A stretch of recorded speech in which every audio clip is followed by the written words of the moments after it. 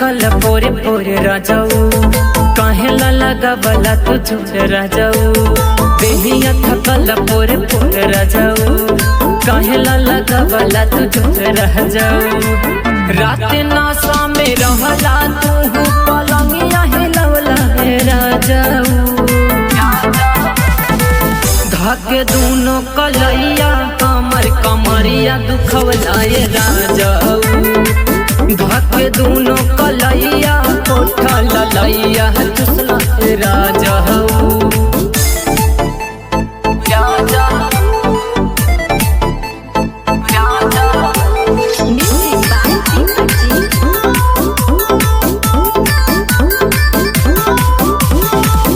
पहिले हिरतिया दिहल साया साड़ी नास हो।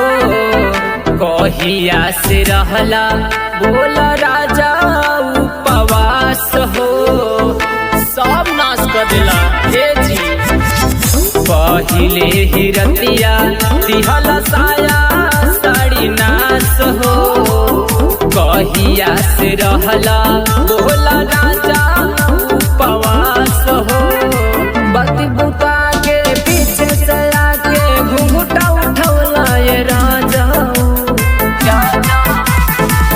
धके दूनो कलैया हमर कमरिया दुखवला ये राजाऊ।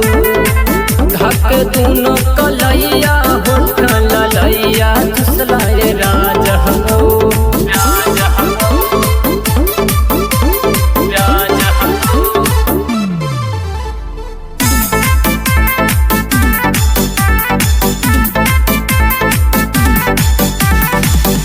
कोई हमाना बाकी माना लाना बात हो। जबरी पकड़ी लेला दूनो गाल काट हो। हई का कनी हजी कोई हमाना बाकी माना लाना बात हो। जबरी पकड़ी लेला दूनो गाल काट हो। के जैसन हमके से जियसतवला है राजाऊ। धके दूनो कलैया हमर कमरिया दुखवला है राजाऊ।